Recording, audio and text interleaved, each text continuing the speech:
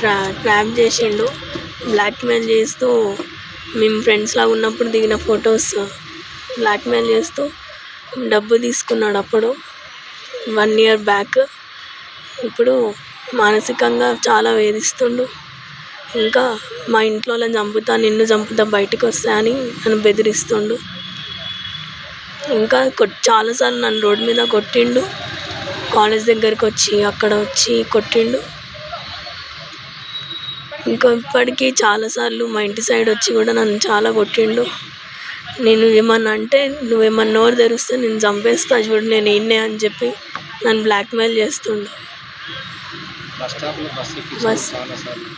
Bus స్టాప్లో bus ఎక్కినప్పుడు కూడా bus ఎక్కి బండెక్కి బస్ స్టాప్లో వచ్చినప్పుడు అందరి ముందట పరువు తీయడం, కాలేజ్ దగ్గరకు వచ్చి అందరి ముందట ఫ్రెండ్స్ ముందట కొట్టడం, బస్ స్టాప్లో ఎక్కుతావా ఇప్పుడు సస్తావా అని చెప్పి నన్ను బెదిరించడం, ఇట్లా చేస్తుండు నన్ను.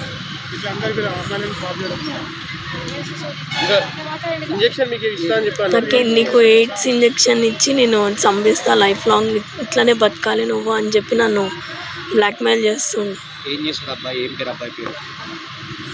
అబ్బాయి పేరు విజయ్ కుమార్. నాగార్జున సాగర్లో ఉంటాడు. ఇప్పుడు డిగ్రీ అయిపోయింది, ఏం చదవట్లేదు. Sardar Vallabhbhai Patel degree PG college, Secunderabad దగ్గర. నాకు మనతో లైఫ్ థ్రెడ్ ఉంది. నాకు నుంచి వాళ్ళ నుంచి నాకు విముక్తి కావాలి. నాకు బయటికి వెళ్ళాలన్నా, కాలేజ్కి వెళ్ళాలన్నా నాకు భయం వేస్తుంది, ఏం చేస్తాడేమో అని. పేరెంట్స్ లేకుండా నేను బయటికి వెళ్ళలేకపోతున్నా, చదువుకోలేకపోతున్నా, ప్లస్ డిప్రెషన్లోకి వెళ్ళిపోతున్నా.